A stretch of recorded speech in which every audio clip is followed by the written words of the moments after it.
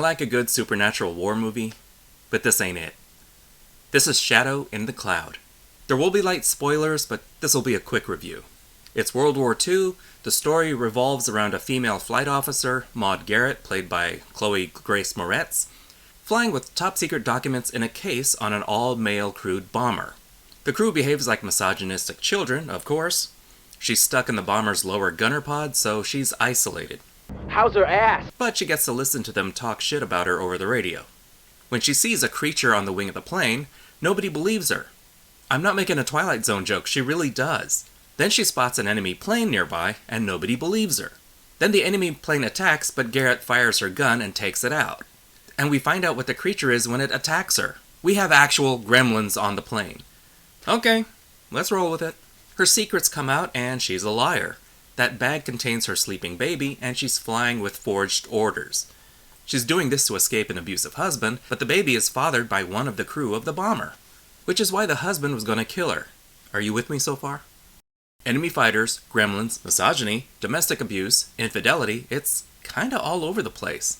But wait, we're not done. More enemy fighters attack, and the gremlin breaks into the plane and snatches the baby. The gremlin takes the baby outside the plane where mommy can see it. She has to climb out underneath the bomber during an enemy attack and climbs under the plane using bullet holes as handholds. On the surface, this is a badass scene, but it's also ridiculous. The plane is flying at least 150 miles per hour, and it looks like a soft breeze is blowing on her. But she grabs a kid and makes it back. Does she climb in? No, she falls and an exploding enemy plane throws her back inside. I told you this was ridiculous. The rest of the crew are shot up one by one, but after the last enemy plane is destroyed, they finally land. The gremlin appears one more time and tries to snatch the kid. Obviously to eat it. Someone had to say it. But Mama Bear finally takes out the gremlin in a 1-versus-1 fight, which ends in an MMA-style takedown. Satisfying? Yes, but it kinda seemed out of place. Then, her job finally done, she breastfeeds the baby. She forces the surviving crew to be her concubines, and that baby grows up to be John McClane. That's no sillier than the rest of the movie. Let's start with Chloe Grace Moretz's character.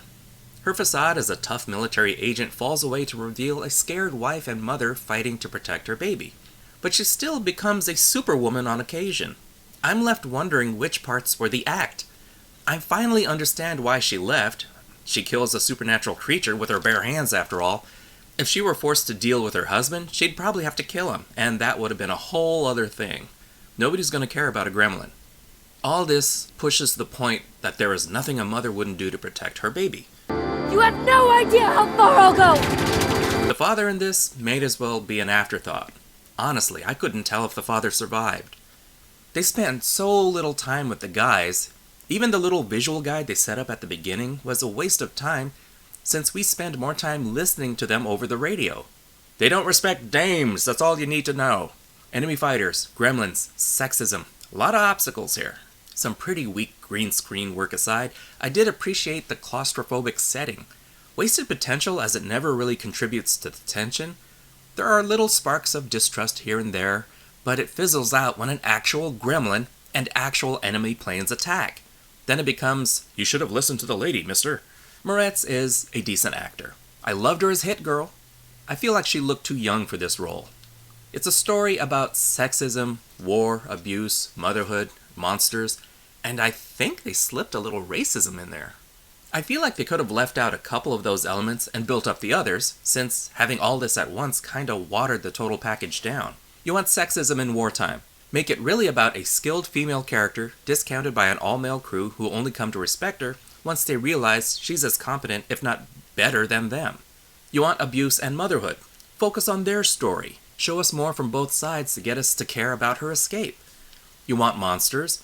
Having no one believe her sightings would be too similar to that Twilight Zone, so why not have the entire crew fight off the gremlins as they're picked off one by one? Or, never show the monster, and have some blame their mechanical failures on mythical gremlins, but the skeptics are still working, or fighting, to keep their plane flying over enemy territory. I know I've oversimplified these plot lines, but I hope you can see my point. If you have less, you can flesh things out more.